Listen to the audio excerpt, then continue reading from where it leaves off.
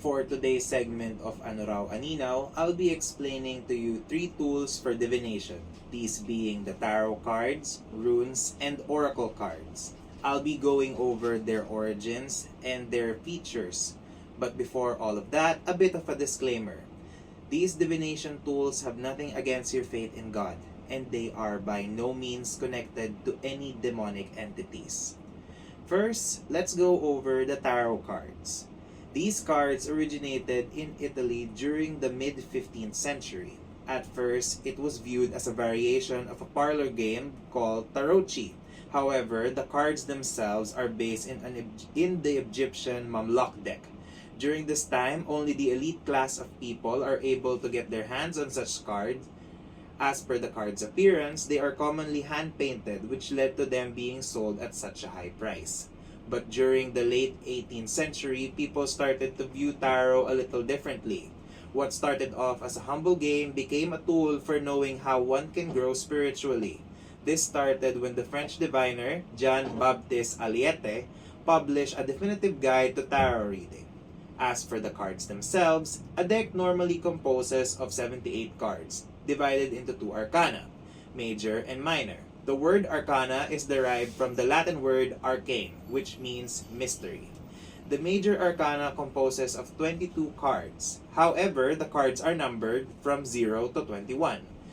The cards in the major arcana represents a story, with the first card being the fool as the main character, and the others representing what the fool experienced from his journey, from the triumphs, setbacks, and lessons.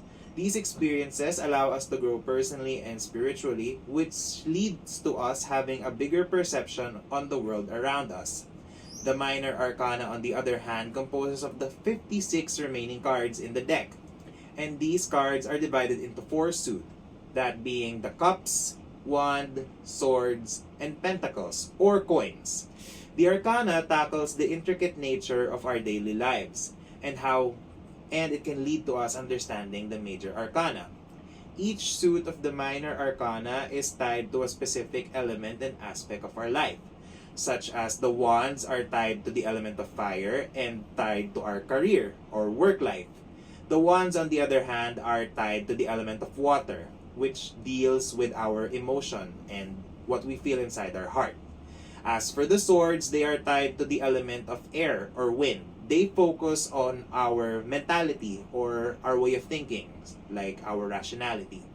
As for the coins, they are tied to the element of earth. And they focus more on the practical world. The cards in the minor arcana guide us through our interaction and how we deal with the obstacles we see on a daily basis.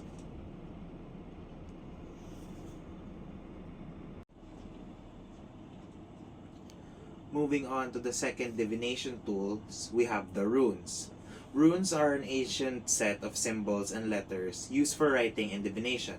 In the Northern Europe in the 1st century AD, there are many variations of such runes, but the most common are the Elder Futhark, used by Germanic tribes including those in Scandinavia, Swedish, German, Norwegian, Iceland, Danish, and English people. Even though the runes serve as a system of writing, they could also be used to commune with the gods that the pagans worship. Commonly, runic symbols are engraved into small thumb-sized stones and are kept in a drawstring pouch.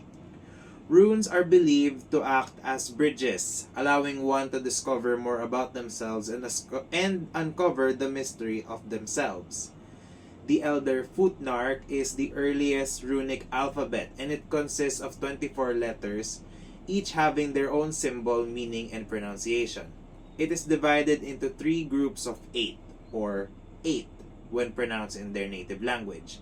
And those are Freyr's 8, Hagel's 8, and Tyr's 8. And yes, they are based off Norse gods. Now, for the last divination tools, we have the Oracle card.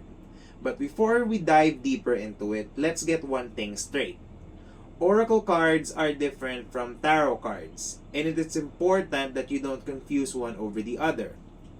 Oracle cards originated in France during the 19th century when a fortune teller in the name of Madame Leonormand designed them and used them in her fortune telling business.